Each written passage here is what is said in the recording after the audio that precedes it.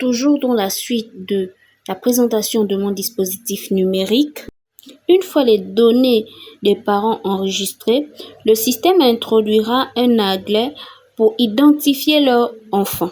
Mais avant, il vous proposera de confirmer les informations reçues par le certificat de naissance, c'est-à-dire l'heure de naissance, le sexe de l'enfant et la structure hospitalière dans laquelle il est né.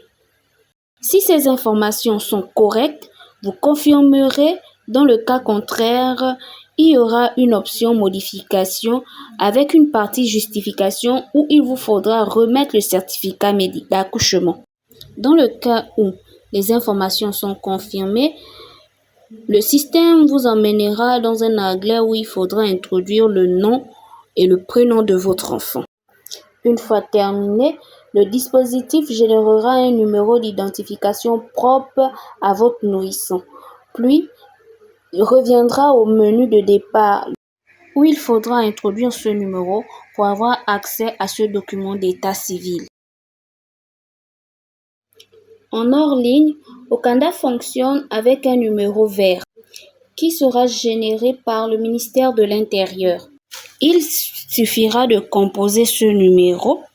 Prenons par exemple étoile 1554 dièse et appuyez le bouton de validation. Une fois validé, nous aurons un menu avec des propositions 1.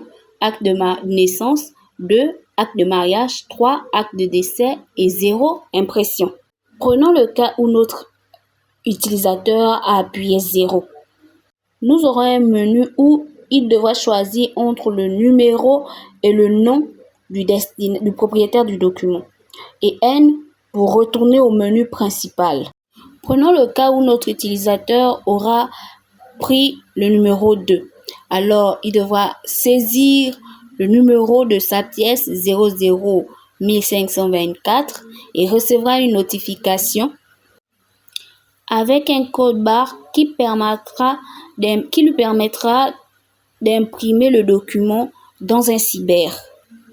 Dans le cas où notre utilisateur aurait choisi une option autre que l'impression, prenons le cas de l'établissement d'un acte de décès, il tapera l'option 1 après avoir sélectionné le 3, qui lui emmènera dans un onglet où il devra introduire le numéro du certificat de décès délivré par une structure hospitalière.